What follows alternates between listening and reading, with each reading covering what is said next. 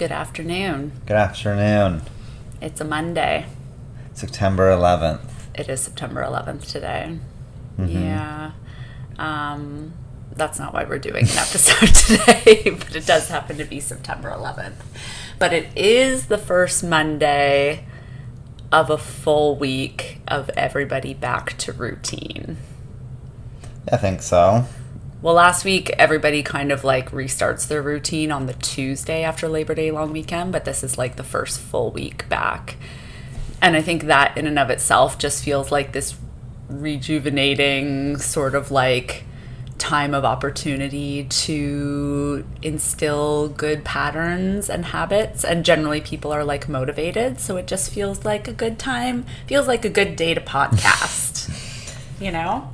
It also feels like a good day to podcast because my horoscope told me today I should express my feelings on a microphone. So here we are. But no, truthfully, like the summer's busy. August is definitely like a dog days of summer type of feeling where people are just like away and on vacation. We did a lot of cottaging in August. So I feel nice and motivated to get back to regularly scheduled programming with the pod. Mm-hmm. And we don't really have a set kind of goal or outcome for this episode or this page, right? This is basically, we wanted to try out organic conversation and see where it leads. We're basically using this episode to maybe see if we can find some golden nuggets accidentally. Yeah. See where it leads. In part, I mean, of course, how we've based all the pages or episodes of this podcast, like every page sort of has a theme. And we're going to continue to do that. But I think every so often it's going to be nice to just add in us like shooting the shit and talking. And while this doesn't have a theme per se, for me, like how the idea to sort of just like come on here and talk without a plan was sort of born out of this idea of something you said to me, probably like, a month to 2 months ago now. Honestly, I can't recall what we were talking about, but you said, people don't care how much you know until they know how much you care. Mm-hmm. And that's something that just really has stuck with me over the last month to 2 months. And for me, that's sort of how like this episode was born, is just like, again, just two people talking on the internet about random shit, things we're passionate about, things we've researched, things that we implement. But for our friends and family, predominantly that are the people that listen, but also, I mean, you're the analytics guy who looks at our reach in terms of like numbers, and there are definitely people in like other countries listening, which is super exciting, or like friends of friends and people that don't know us.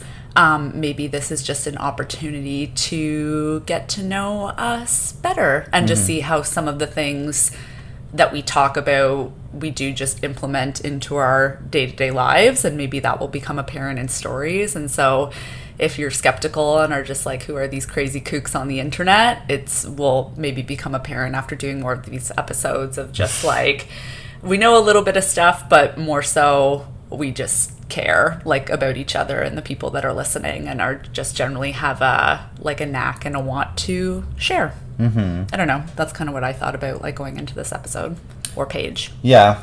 We spoke. I think that was only a matter of like 3 or 4 weeks where time flies in the summer. Yeah, that's a quote I just assumed you had heard and you knew, because you make a lot of assumptions about things that I know, but I don't. But I remember that's something that I really picked up from training, like from personal training, is where like when you're going to help somebody and implement some changes and helping them to, like, they have to trust you, they have to believe what you're saying, they have to kind of go along for the ride before they actually get to, like, they have to trust kind of your word for it. And a lot of people won't. They want to figure it out for themselves, and they might not totally buy in unless they know that you actually have their well-being in mind. You're doing it for the right reasons. You're doing it to help them. You understand them. So that's where that saying is like, people don't give a shit how much you know, because all the answers are kind of out there. Everything you want to know already is like figured out in a book already. But, or in a podcast. But for the people actually listen to it and apply it, a lot of times it comes down to who's the person sharing, and do I relate to this person? Do they actually want to help me? And then you'll kind of lay down the defenses, or you'll open up the gates. Mm-hmm. You'll lower the moat, or you'll lower the gate over the moat, and all that. Mm-hmm. Medieval analogies, and that's where that comes in. I can't wait to hear what analogies you're going to come up with today. So, with that being said, we also spoke about every 10 to 12 episodes doing like another kind of introduction. Right. Like a brief introduction, and maybe even a story about like who we are and what leads us here, and some of the things we do with our life and our professions, and just because right now I think we might just have page 1 as the introduction, right? And we did that when we were in Colombia. We were figuring out the sounds, the sirens are going off in the background, sirens. We're trying to figure out the acoustics. So it's good now that we've gotten a little better with sound quality, and you get to kind of hone and harness your story and some of those words. It's good to do another reintroduction of who we are and what we hope to do and what we hope to bring, and our intentions with your daughter. Right. Well, I don't know if my dad listens to this, so... What are your intentions with my daughter? Okay, well, I think that's a good place to start. I can start, but just speaking of my father, funny enough, so one fun fact about me is I actually do read my horoscope every day, which is, I mean, take it or leave it. Lots of people don't. Lots of people think it's crazy and kooky, but it's just something that honestly I've always done for years. And I literally just follow this like random website called horoscope.com. Very to the point. But funny enough, I had mentioned something about this to my dad in the last year. And he's like, oh, that's neat. I read my horoscope every day too. And this is like a 66-year-old, just like man born and raised in Oshawa, worked in automotive industry his whole life, and just like not somebody who you would expect to maybe do that. So look to the planet for his day. Yeah, and like obviously sometimes it's just recycled bullshit, and the thing about horoscopes is you can make it mean whatever you want. It could, I don't even have an example off the top of my head. It could be like, you'll meet someone very interesting today, and then you're like seeking out meeting people at the grocery store in hopes that they're gonna like it can change be a your life. Self-fulfilling prophecy. 100%. And everything, and it can all be true. You can find truth in all of it if you or really you can discount want all of to it believe in it. Of course. Yeah. I've taken a few screenshots over the years though of things that just like seem like a little too perfect in the way that it's worded, and again, maybe that's just me reading into it, but it's, I don't know, it's just something that I do daily. And my horoscope for today, if I may read it, is be yourself and you can do no wrong, Gemini. Oh, that's another fun fact, is I'm a Gemini. Yeah, that is fun. This is one of those days when you barely need to make any effort to go a long distance. You'll find power at your disposal and confidence in yourself. Feel free to grab the microphone and express your opinions. Your words and thoughts are highly charged. So I actually read my horoscope a day in advance usually. So when we were already talking about doing this yesterday, of course, planning for it. But then that was just like a nice little add-on of like, you know what? Tomorrow will be a good day to sit in front of the microphone because I got a lot to say to you today, Internet. Right. Well, but yeah, that aside, other than being a Gemini, you've alienated. Yeah, it's like weird. Our analytics say we've dropped 75% of our followers, and our credibility is plummeted. But our numbers are up in the hippie category. Yeah. Oddly, people who grew up doing drugs in the 70s, that demographic is skyrocketing. People with dreadlocks. No, but other than being a kooky Gemini that reads her horoscope every day, just a quick introduction. So reintroduction, I should say. So I'm Jenna. I professionally work as a paramedic in the GTA, which is the Greater Toronto area. I've been doing that for just over 11 years. And while I was doing that, I went back to school about 2.5 years into my career and went back to school for respiratory therapy, which probably most people know what a paramedic is, an EMT if you're in the States. Probably a lot of people don't know what a respiratory therapist is, but as you can imagine from the title, they're people that work in the hospital with a specific focus on breathing mechanics and like all things related to breathing.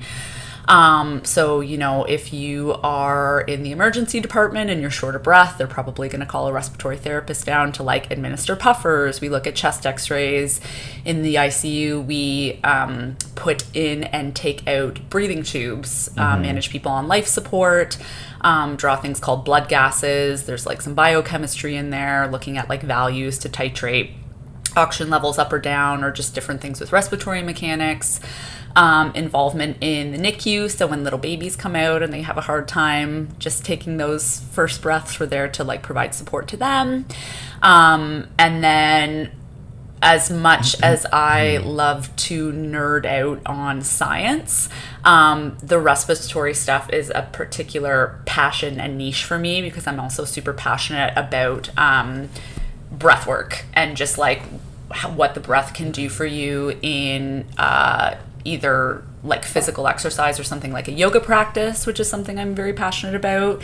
I'm a big yogi, so I love harnessing like breath work for state changing, doing like cold plunging in saunas, yoga, and just all things the power of breath, basically. Yeah, quick mental state change, right? Yeah. And how quickly it can derail and how quickly you can fix it and get it back on the rails just with a minute, couple minutes, or 30 minutes of breath work, right? And then, so other than that, you can go back if you're interested. I think it was page 4 and listen to Your Guts, I believe the episode. Our Guts. Our Guts, the episode, or the page is lovingly called. But I also have a huge passion for just GI health. I've like, again, I won't reiterate everything that was in that page, but I've like gone through my own journey of like having to figure out my GI health on my own because I felt like the medical system failed me. So I'm also super passionate about like food as medicine and cooking and just nourishing and fueling your body appropriately. And what would show and tell people, or perhaps give them a idea that you care?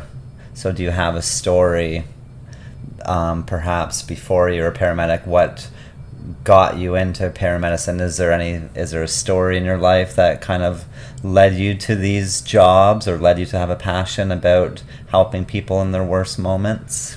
Well, my mom loved watching ER when George Clooney was on it, so that's really where the passion was born, I think.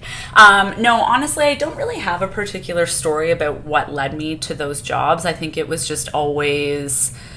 Honestly, I think it was just in part like how I was raised, of like a caring, like around, I don't know, like friendly, caring people. Like I always had a knack to just want to like care and provide for others, I think. Like even when I think back about how, like, when you're a kid and you ask like a kindergartner what they want to be when they grow up, I mean, now it's like a YouTuber, I think, as per my nephews and what they tell me. But like back in the, like my sister, for example, I remember when she was in my sister's younger than me, 3 years younger than me. First she wanted to work at McDonald's because obviously, your sister? Yeah, like when you're a kid, you just like, you pick the things that are most important to you at the time. So we used to go to McDonald's once a week, so she wanted to work at McDonald's. At one point she wanted to be a police officer. At one point she wanted to be a babysitter because we would go to my babysitters every day. And why were police officers important to her? We don't want to get into that. No, I have no idea. But for me, if I think back to it, it was like I actually from grade 1 I wanted to be like a vet. But was always something in medicine, I guess because I just kind of had a knack and enjoyed science, but like also caring because I enjoy being around people and I'm like quite social, I guess. But it's just honestly been something that's always been ingrained in me. Like I can't think of a time where I wanted to do something that wasn't medicine caring related. Yeah. But people like stories. Well, you said I didn't have to prepare anything for this episode. I didn't prepare. Normally we have a Google Doc. I've got notes on my phone, but I did not prepare. So. That is one thing that we have talked about, and I do know, is that I need to become a better storyteller, and that any like information or points that you're trying to get across or hammer home, it is typically best when you have a story to illustrate it. 100%. So there's been, analogies are very short stories, right? But like that is one thing that we've talked about and that I know is that to improve our storytelling. So maybe you guys will be able to hear us get better and better with that. Hopefully you've been able to hear improvements with sound quality, and then getting rid of some of like the lip smacking, the the fumbling over words. You know what I mean, or like see what I mean, like those kind of things, those transitionary phrases. Hopefully been able to pick up on some of that because we've been trying. Stories are very powerful. Like I can think of a story about a story, but no, when I went to so I've gone back to school quite a few times, various like degrees and certificates and diplomas, things like that. But I remember, so where I went to primary care paramedic school 12 to 13 years ago now, one thing I really appreciated about being educated at that institution was our instructors, there were a couple of them, ability to tell stories. So, and I think what made them good storytellers is the fact that they were still working in the profession part-time while they were teaching. So they were full-time teachers, but would still, pick up 2 to 4 shifts a month or whatever the availability requirements were. And I remember very specifically, like one time we were learning about hypothermia and like running hypothermic arrests, and it just so happened that this topic came up in the winter, and one of my instructors who had just worked on the road that past weekend was like, so we're going to learn about hypothermic arrests today. I just had the opportunity to run one on Saturday. Here's what happened, and told this like very engaging story of how that transpired and like what they did. And I mean, I didn't even have to study for the test after that, because just like somebody who can tell a good story, information like that will really stick with you. And then comparing that to other educational endeavors I've done at different institutions, I've just found instructors to be like a little bit less engaging and not like be a little bit more robotic and just presenting like reading off of slides Yeah. and like read this out of a textbook, and it's so much harder to absorb that information without a story. Yeah, we love stories. Newsflash, right? Like that's, you start from kids, it's ingrained in you, but you can trace it back to the most printed book of all time, the Bible. That is just all stories. Yeah. Right. Whether they're true or false, they're great stories. I don't, from so I hear, I haven't really read it. I know a few parts, but that's, so to improve our own ability to storytell, and if we're trying to get the point across that we care, so that you would hopefully listen and like us and trust us and apply some of the things that we're providing for no cost and totally free, like you would want your audience to know that you care. Right. So before we get to me, we'll still keep poking at you, badgering me.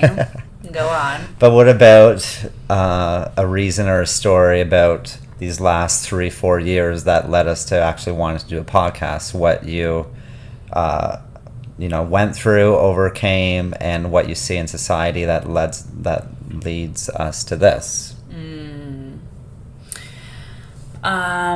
Well, so many stories. The first, I'll just share the first one that popped into my mind as you asked that. So I remember, and I think this just go less so about like my credentials and who I am, but just about like caring in a time where there were a lot of stressed out people, and like rightfully so, during like COVID and the disarray of our system and stuff like that. But when so there was a time during COVID where I was working full time in my paramedic job, and then I picked up something called like a part-time line at my hospital job. The difference being when you're casual, which is what I am now, you can just kind of like pick up shifts randomly. You don't really per se have to meet any hard availability requirements, whereas part-time you have to meet very like specific availability requirements of working like nights and weekends and things like that. So many shifts in a pay period.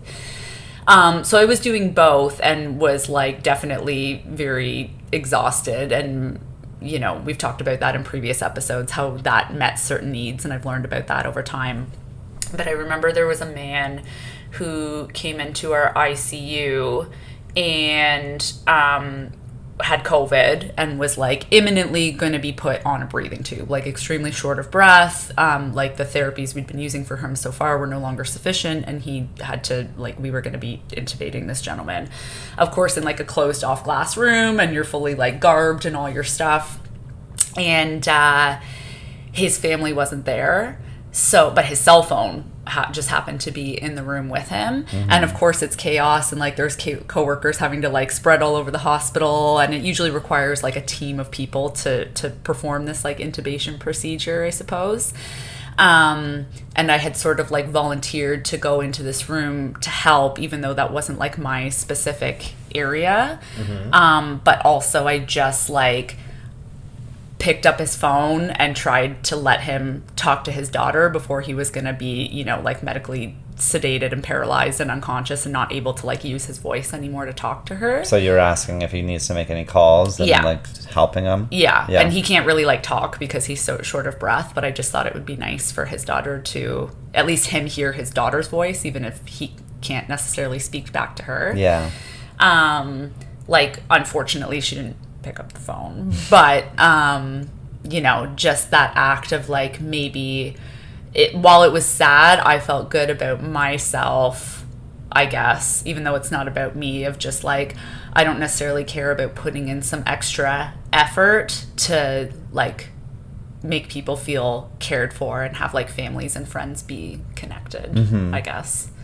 Well, especially at that moment and during that time where, you know, like, okay, intubation, a lot of times they don't go off that. That's like, you know, last resort, and this could be the last time he is conscious or gets to hear or gets a chance to say a few words.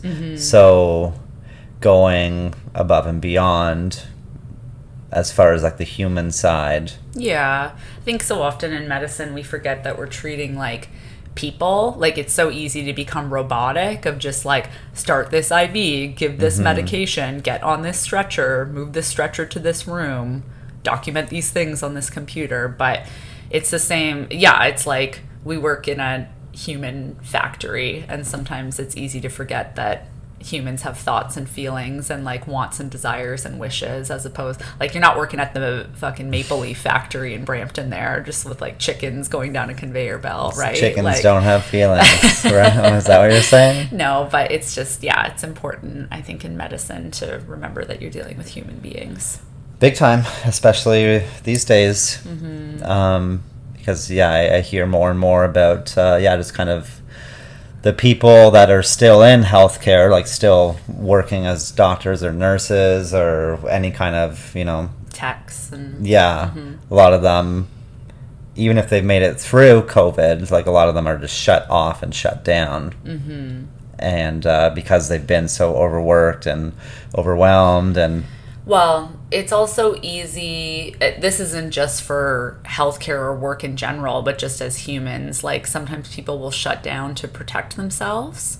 And I think, you know, it's a defense mechanism of like, after so many arrests or so many sick kids or so many I don't know, snappy coworkers snapping about you about decisions or whatever it is, it's easy to just be like, well, I'm not going to care anymore then. I'm just going to like shut it down, and then that's going to protect myself, and then I don't have to feel the pain of like people dying or people being sick or all these like really, really sad stories. But I have...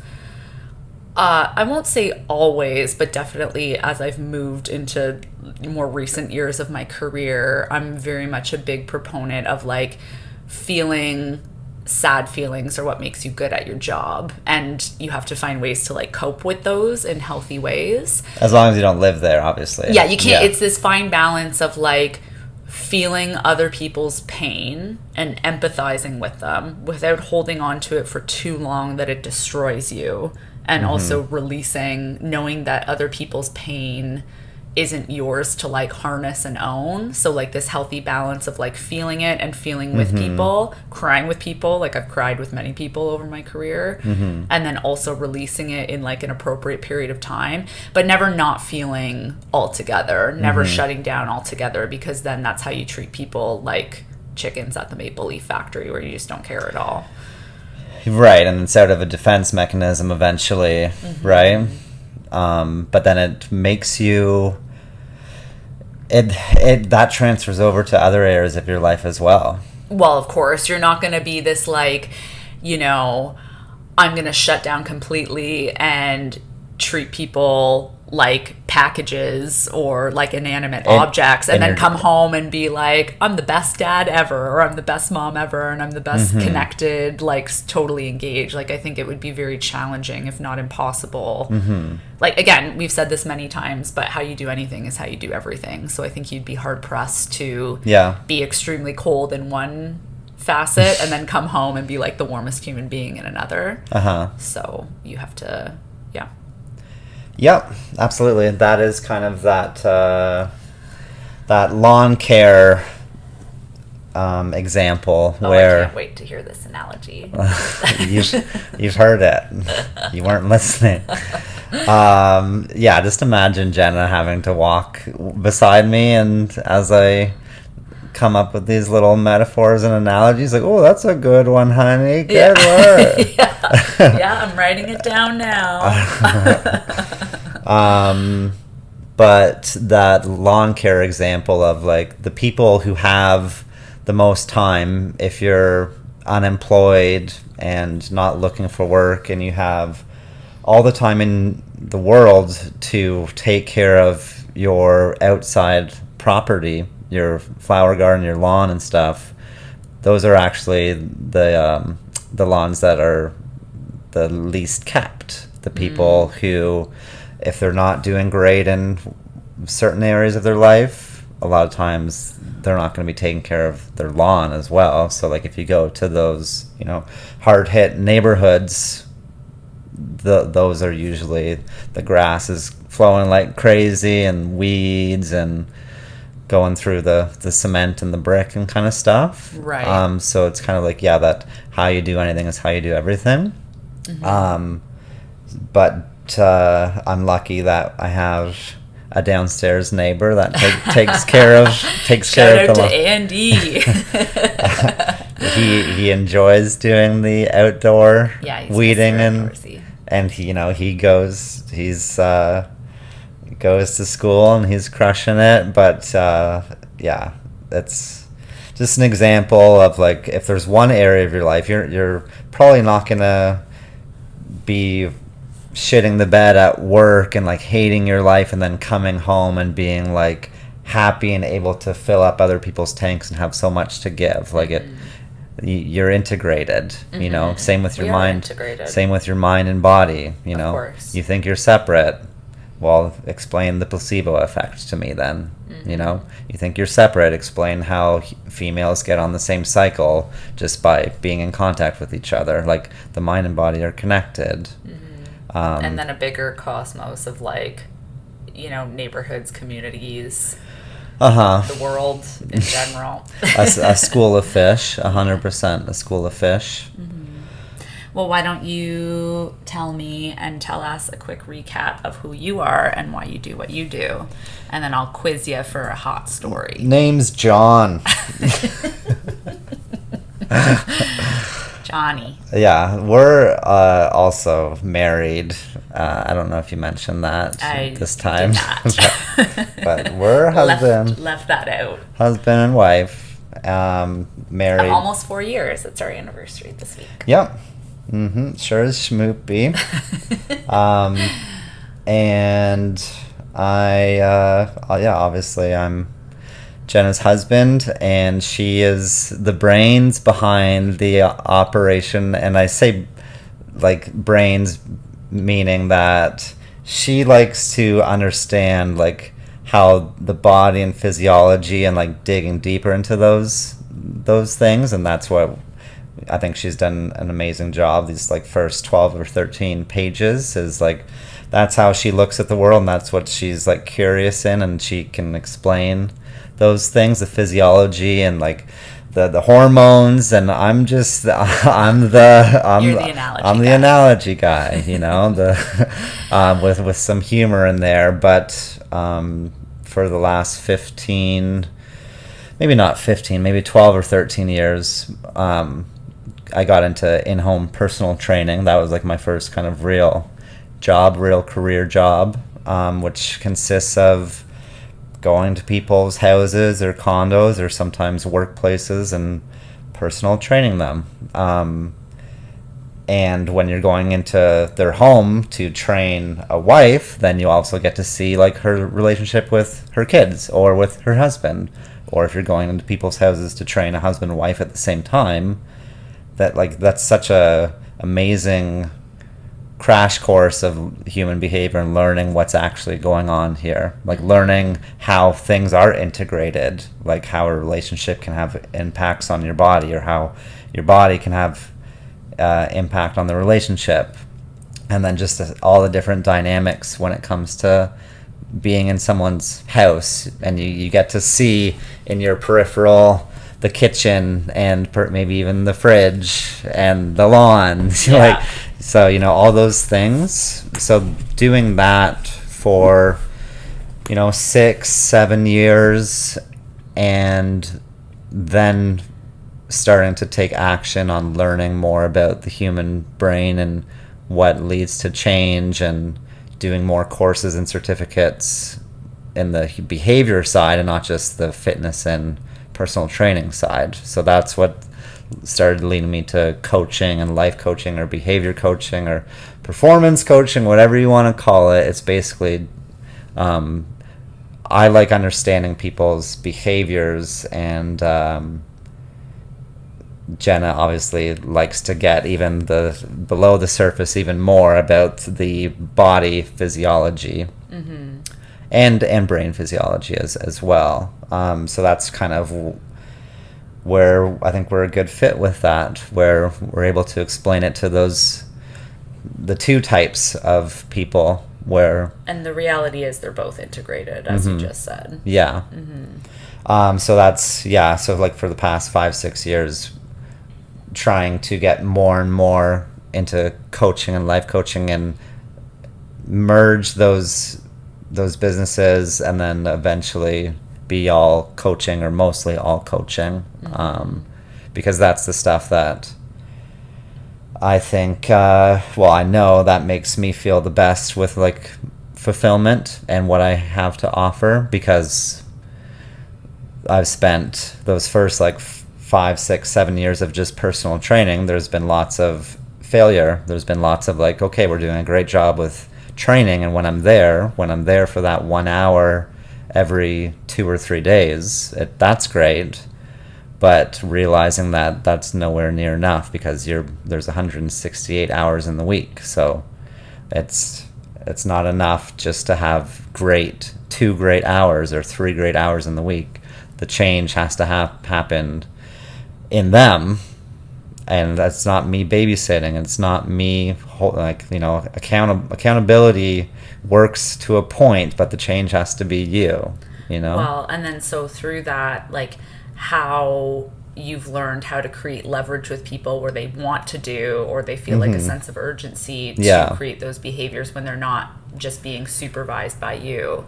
And also in your own business, like for anyone who owns their own business, especially like a personal training business, like shout out to you.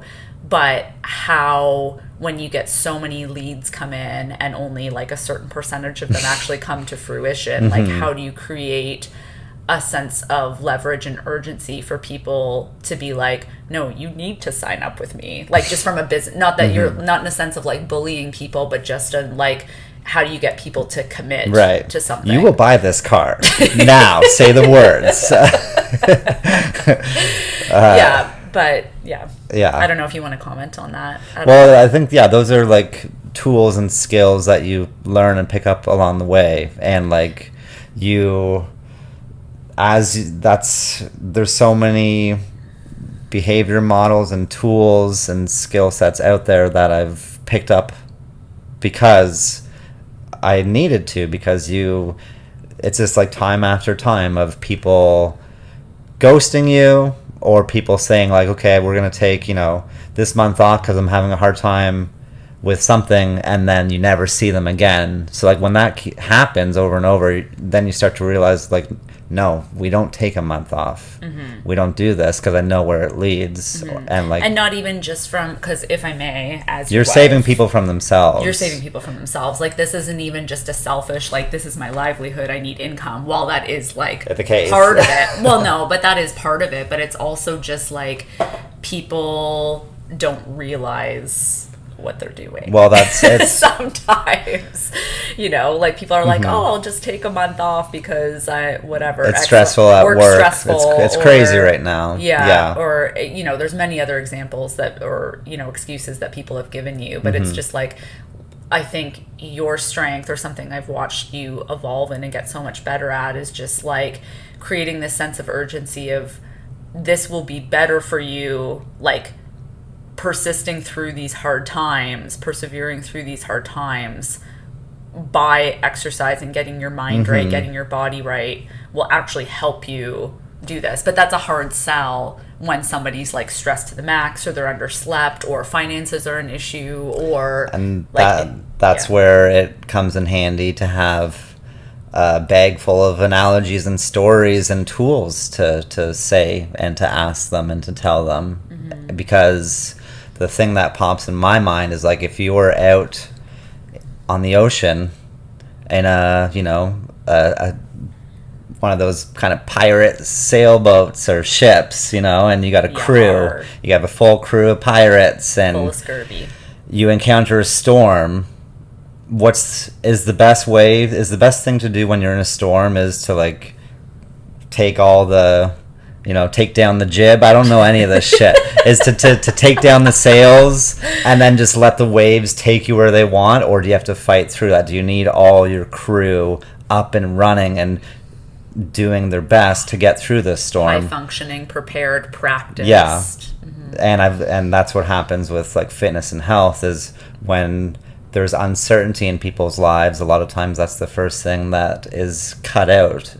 But that's the worst thing to do, because now you're not as well equipped to get through. Like, you don't have the good endorphins and hormones. You haven't taken care of yourself. You're not eating right. You're not sleeping right. So it makes the storm even that much worse.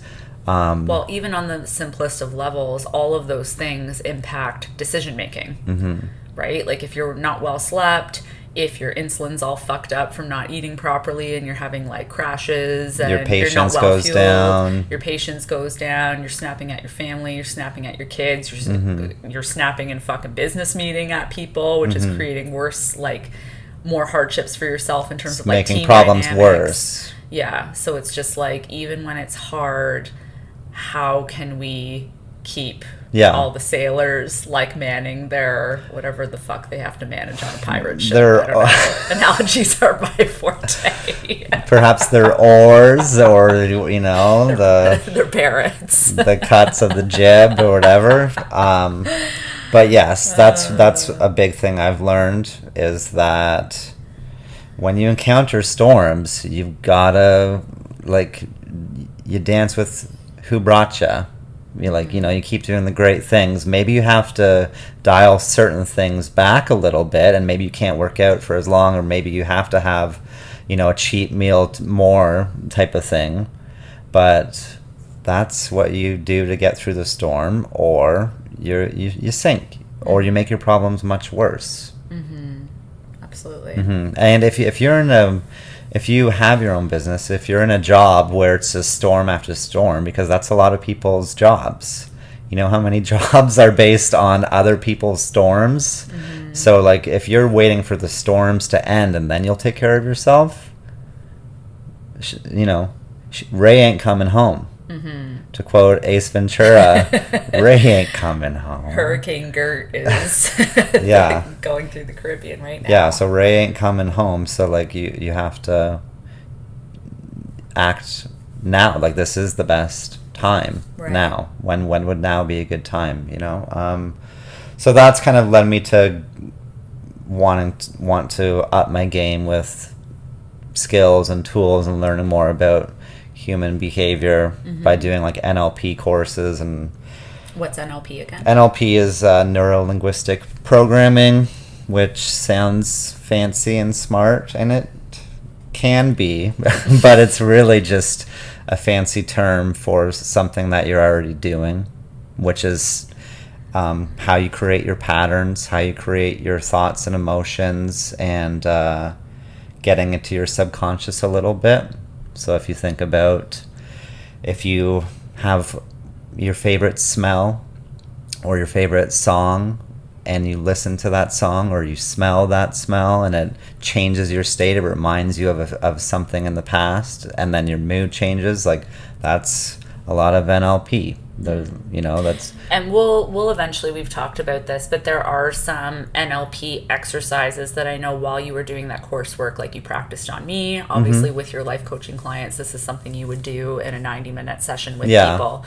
But eventually we have planned and will create more like concrete plans in the future of maybe doing an episode or a page on NLP exercises where you can guide. Obviously you won't have the feedback of people responding back to you on the internet, but we can create like some audio of just you talking through some exercises, and people can maybe follow along at their own pace. There's so many, but a lot of it is like using words or stories or questions or visualization to help gain more resources to look at a problem differently, to overload your conscious brain, to get you to like stop thinking about a problem a certain way, like to step back, interrupt patterns. It's like, think of being 3 or 4 steps or 3 or 4 levels away from like hypnosis. So like, you're not being programmed, like you're still there, but you're kind of actively programming yourself. You're actively being able to interrupt your patterns or increase your problem solving abilities, and to learn how you operate your best. Like if you find like you're kind of programming yourself to be in a sad or depressed state, and you're like, why do I keep doing this stuff? Like I don't have anything to be sad or depressed about. I went to a doctor, SSRIs did not do anything.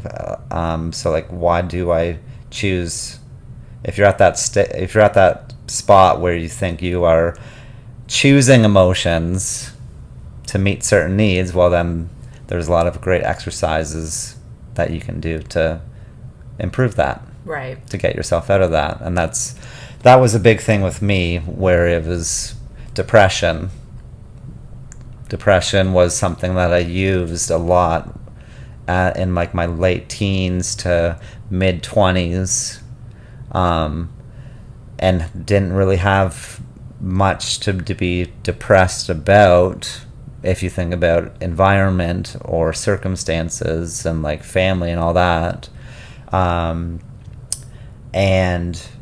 instead of like relying on like, well, that's just something I have and that's just me, I was like, no, I think perhaps there's other routes. So that's what led me to wanting to find out more about human behavior, and that led me to like a lot of Tony Robbins stuff and learning about those 6 human needs. And the 6 human needs, like, that's a lot of times I think I should just change, like, whether I'm a life coach or behavior coach, whatever. I feel a lot of times where I should just call myself a 6 human needs coach, because I do that with every single client, because it's... Yeah, and we've talked about that in most pages, if not all so far.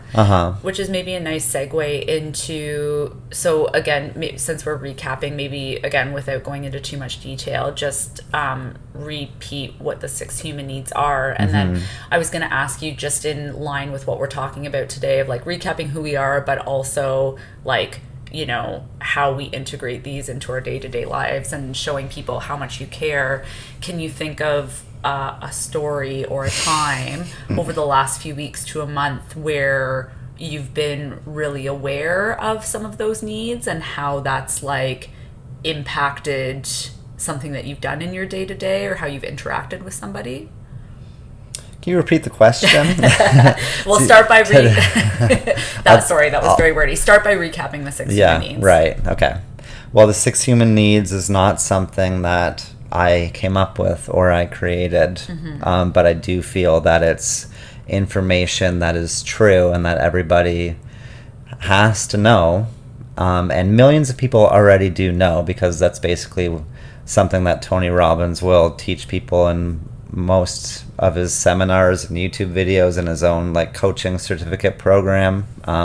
So there's already millions of people that know about these things, but that's not billions, and we need billions, basically. So it's a behavior model that provides a framework and understanding and explanation of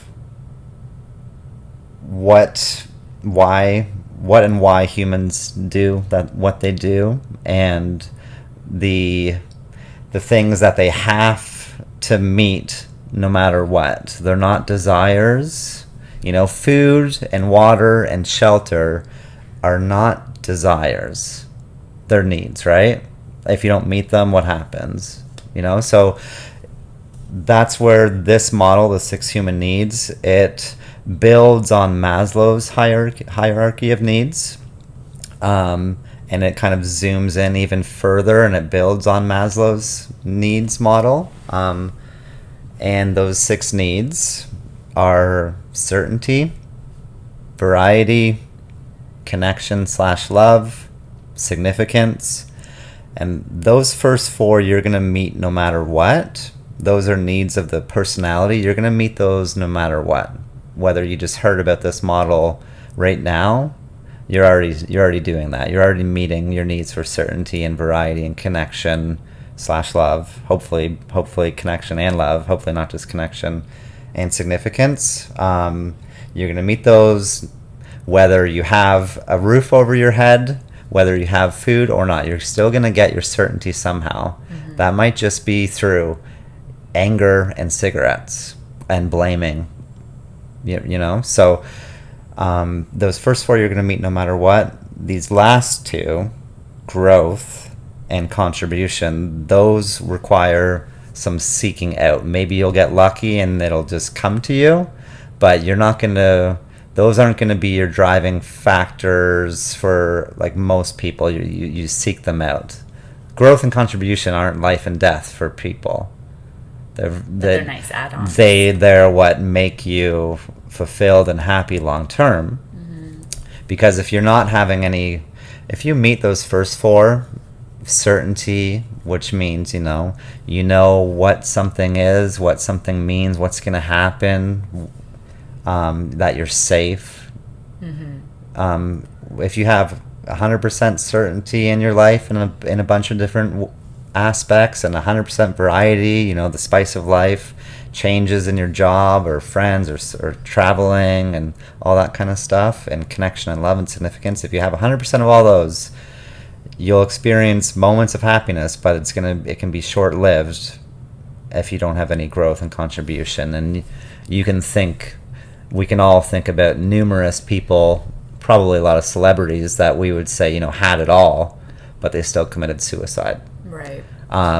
So that's where you have to seek out growth and contribution. So those are the 6 human needs that helped me and still helps me like every single day with myself and depression, and that led me to understand what needs I was meeting by making myself depressed. That's where it's like, okay, we use emotions and actions to meet these needs. So that's like the ground floor foundation if you get to the bottom of why you do things.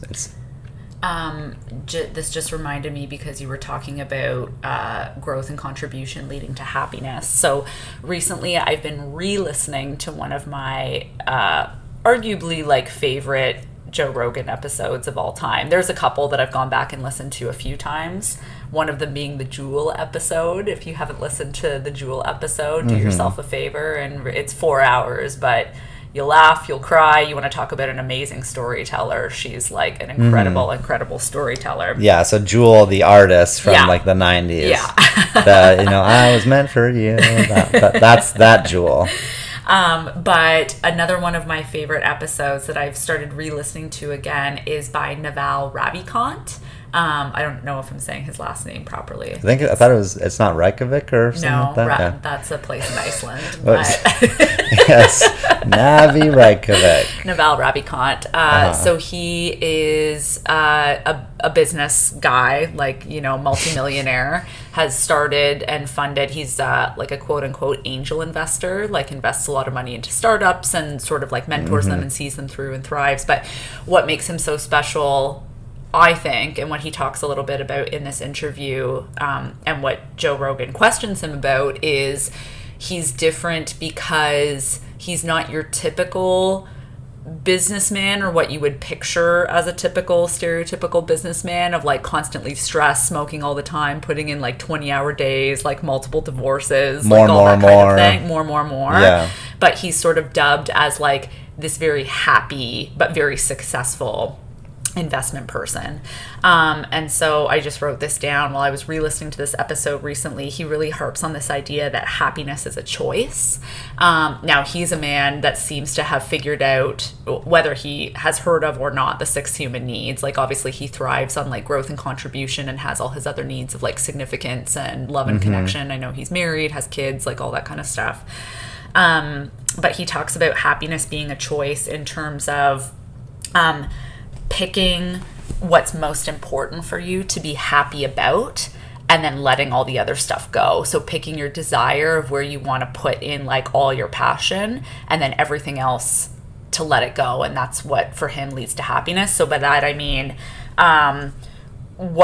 so like, for example, a lot of people will get upset about a lot of little things throughout the day. Like, my coffee's not hot enough. My dog pissed on the floor when I got home from work. There's traffic on my way home from work. I'm running 5 minutes late, and people will allow these small things to upset them.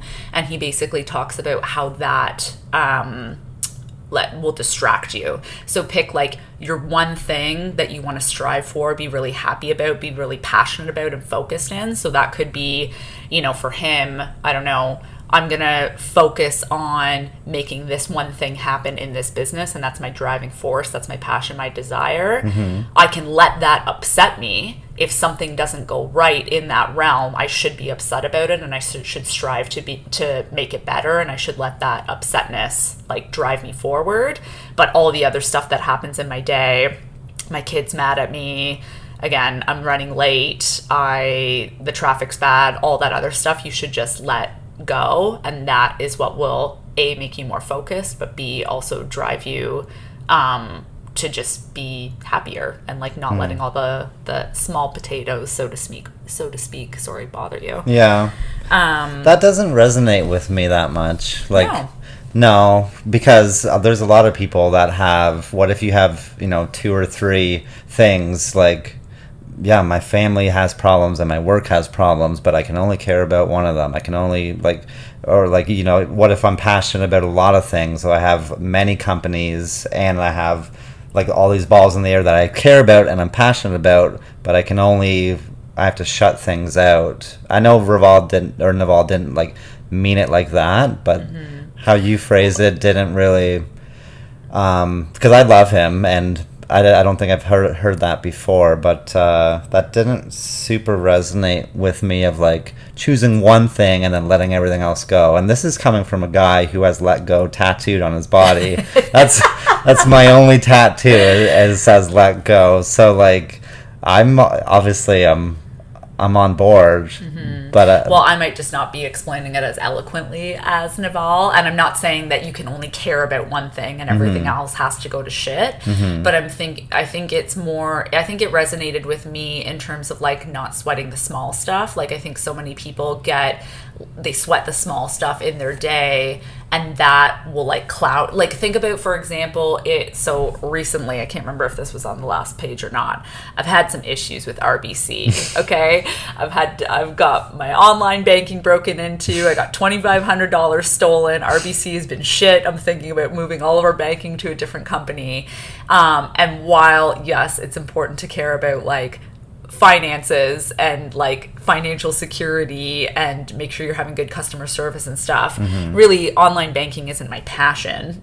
Like, so I shouldn't let those small potatoes distract me from what my true desire or passion is, which at this particular point is maybe, you know, thriving. Like for example, I'm taking on an education role again in the fall at one of my places of work, right? So it's just like, I shouldn't let the online banking fiasco cloud my mind to go into this new role where I can make a lot of like positive change and impact 800 plus people in my workplace by teaching them. So it's like you have to find a way to let the small potatoes of the online banking shit go while focusing on your desire of like disseminating good education that's meaningful and has an impact.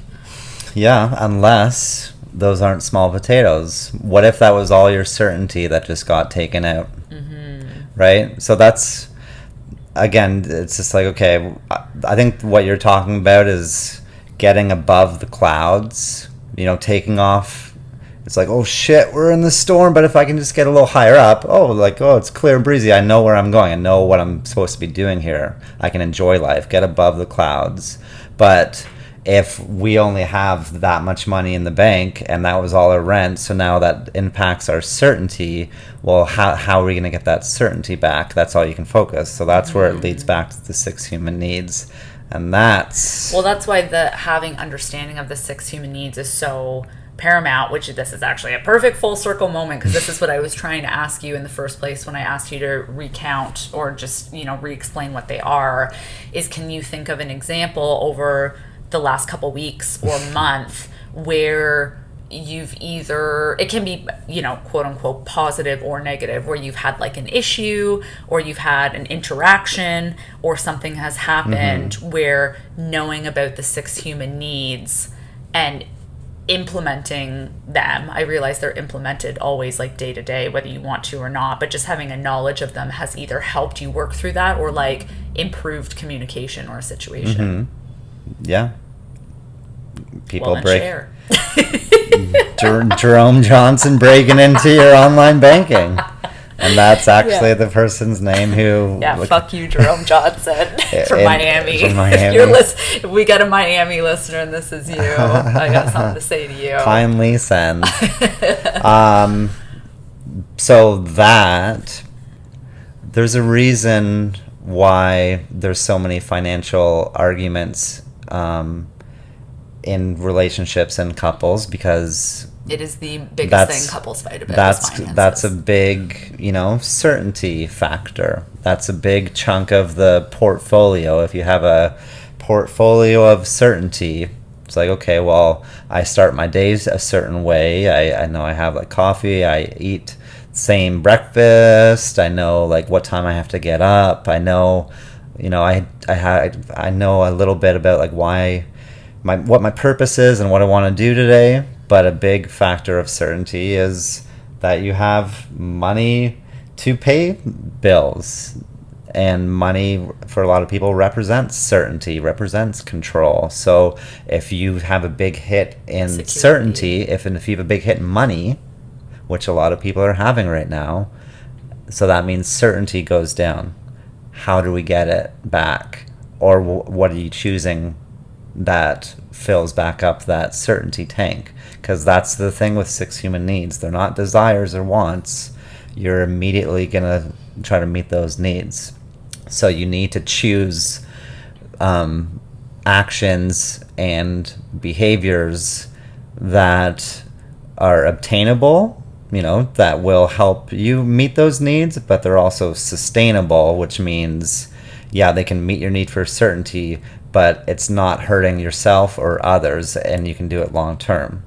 Because starting picking up smoking cigarettes, that can give you a little boost of certainty and variety, but it's obviously having negative impact to your health and your lungs and your teeth and everything, right? So for you getting your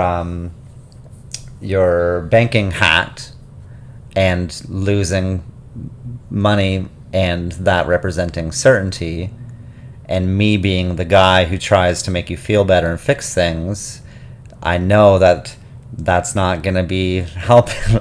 That's not going to be helping is trying to commandeer the situation.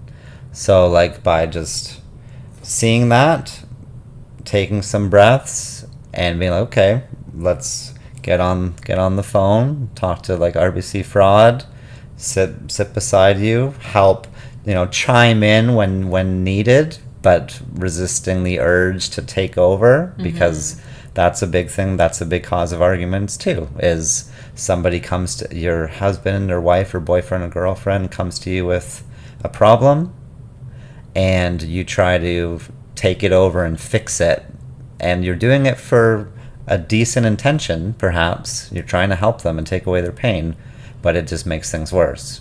Right? And that's where some of this information, like the Meadow Report and like 6 Human Needs, and understanding the dynamics between like men and women, or men and men, or women and women, or that comes into play. So that's what pops in my head recently, of certainty takes a hit for us, for you. It was your banking. My banking's secure. Well, it was a joint account, so joke's on you. It's actually half your banking, too. Yeah, so that's where understanding, like, okay. And that's what happened with COVID, too, right? Certainty went down for everybody. Connection went down with everybody. So what did we do to meet our variety? What did we do to meet our connection? Well, if you don't know what gas tanks, or what that you even have these gas tanks, and you don't know what gas goes in these tanks, then you're just going to fill it up with whatever, and hope, and let's hope for the best, as opposed to like, okay, our certainty has taken a hit with a new disease, and I don't know how serious it is, but things are closing, and I'm losing clients. Now my mom has it. And I'm out of work. Yeah. A lot of people, worked less or got fired or let go and stuff. So people's certainty took huge hits. What did they do to get it back? A lot of people, it was like, well, I'm going to start checking the news a lot more, and maybe if I look at what's going on, I'll have a better grasp. I'm going to fight with people on the internet. You start blaming people. You start getting violent. You start turning to substances, right? Blame is a big thing that I see at work as well, and this is sort of information I've been trying to disseminate to coworkers. And I think I have mentioned this in a previous page, but when people are faced with the possibility of death, which is the ultimate uncertainty, because regardless of what you think, nobody actually knows what happens when you 100%. Die, where you go, what happened. Like nobody knows. It is literally the ultimate uncertainty. Yes, and that's why people don't want to even think about it. Yeah, that's why the death and dying episode is our least listened to episode, I think.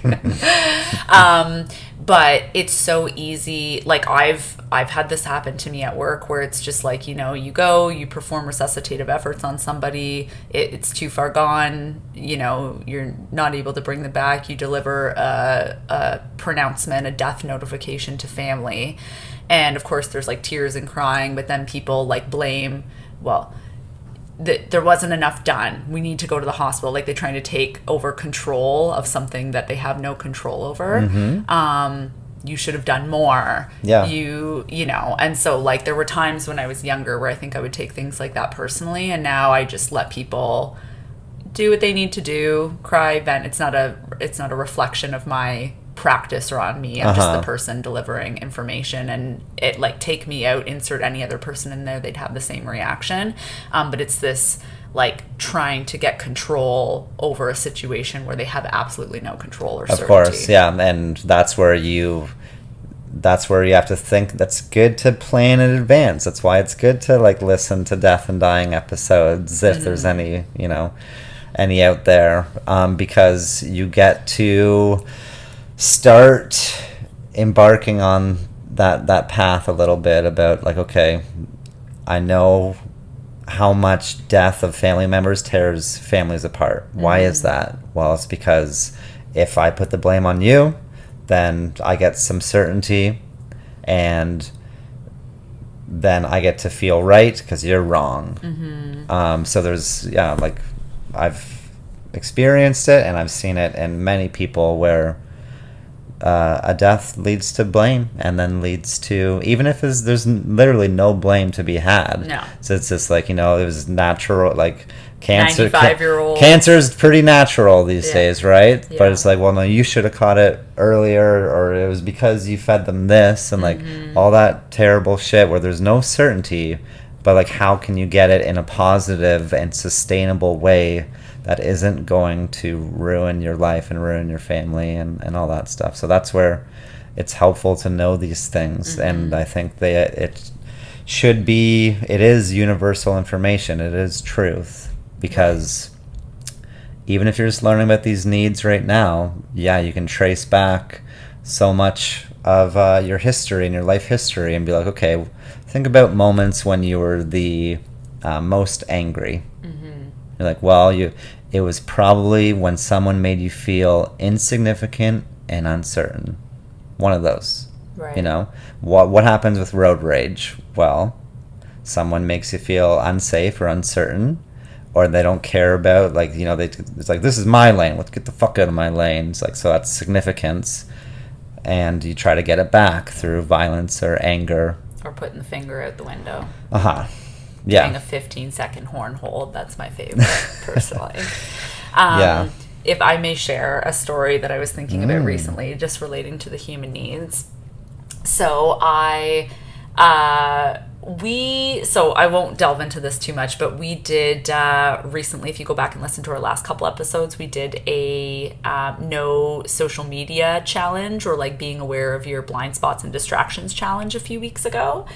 That was great. That went well for me. This is just a part of your like implementing my Monday routine. No Instagram. I've started a new challenge now for myself for the month of September, which is I'm not drinking or smoking weed for the month of September.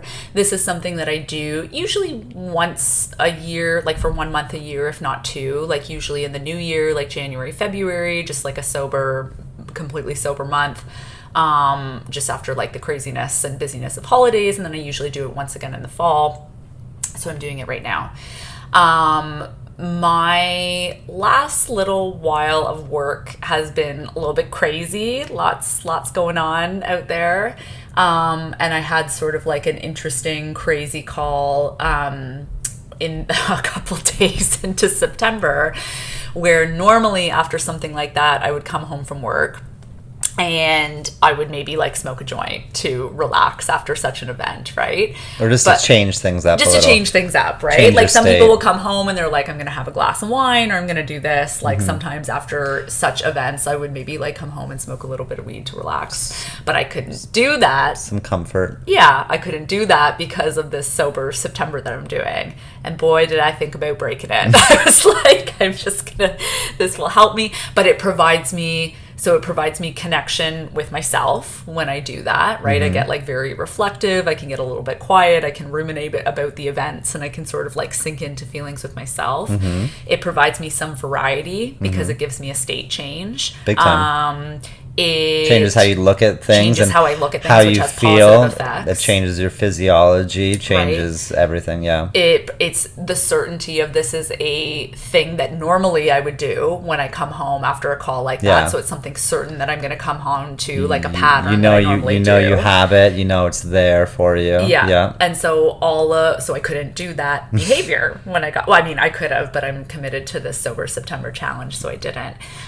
So that was just an interesting way of being like, okay, because I have a good thorough understanding of these human needs, I know that that's what this action is Provides, trying to yeah. achieve, or what it's going to provide me. I can't do it, or I'm choosing not to do it for this month. So how am I going to meet those needs in another way, instead of just falling into depths of despair and depression, And hopefully in a positive way, in right? a positive way. And obtainable and sustainable. Yeah. So how did you do that? Well, he took me for a walk, which is something we've talked on here that we do a lot. So I was able to get my connection just through like talking some things out with you, in just sober. You know what I mean? So that still provided me connection. I had like a pretty good weekend leading up to that point, and I knew I had the day off the next day to do things that just like, well, the good weekend before provided me some like variety already leading up to that. So that's, you know, we've talked about before, like filling up your gas tanks so that they're full when you meet like resistance or difficult times. Like I felt, generally speaking, my gas tanks were pretty well fueled with good fuel prior to this incident. Yeah. So that was certainly helpful. And then just practicing other good behaviors that I have tested and know to be true, whether that's like I did a really hard workout the next day, like that's something that makes me feel good.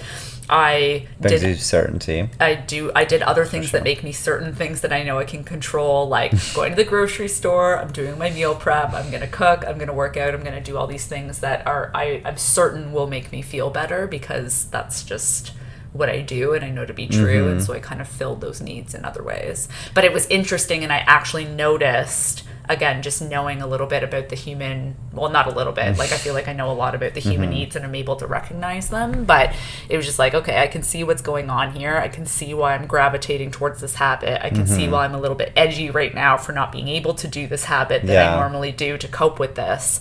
So I need to cope in a different way. And that was a good, I mean, Sober September, or when I've done these little challenges in the past, it's always good just to like take a break, you know, take inventory, and all of that. But it was like a very immediate, because I think it was like September like 3rd or something like that. I was like, damn you, testing the universe already. Yeah. But yeah.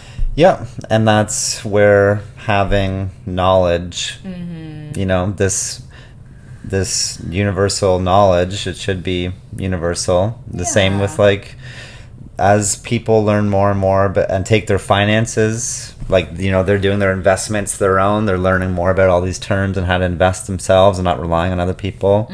They're taking their nutrition into their own hands and not relying on, you know, an RN or RD, I forget what, a registered dietitian, I guess. RD. And like using more information that comes out about dairy or gluten or fasting or intermittent fasting or gut health and gut biomes and all that information. This is emotional intelligence information. Right. And that's pretty important. And that's, I think, what we're trying to do here with something called the instruction manual, right? That's the emotional, a lot of it's the emotional intelligence side of it. Of course, you're going to get the physiology and the gut biome and the personal training and stuff. But like, if you really boil it all down, it's like, yeah, that the getting to the behavioral and emotional side of it. Yeah. And that's a lot of what we do is like, you encounter problems and you're like, okay, so I know what's happening and why this is happening and why I'm feeling this way.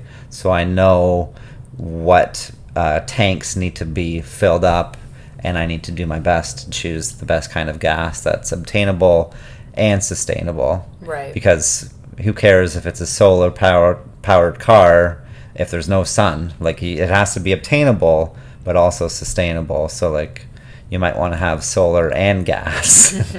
You know? And uranium. Yeah. Nuclear. Cool. Yeah. Well, yeah. I think that's a good place to end for today. Mm-hmm. So hopefully after this, it's just a little recap about who we are again and why we do what we do, and hopefully, showing people that we care.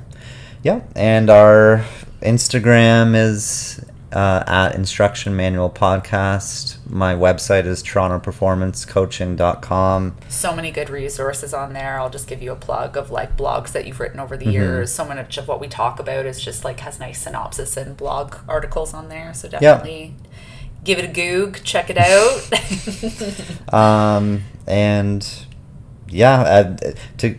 To also remind you that the blind spots, like be curious in your blind spots, and then the most recent one, I forget the title of it, but we talk about the distractions, the technological distractions, and for me it was Instagram, and every Monday taking the whole day off Instagram, and that's what I'm going to continue to do. That's happening. If you want to join in or think about one of your main technological distractions that you've used every single day from like in your memory, and can you take one day off a week and help reset yourself and help get out of that pattern if it's no longer benefiting you and improving? Like you're not using the hammer to build a house. If you're using that hammer just to smash holes in the wall and distract and waste time, then probably start thinking about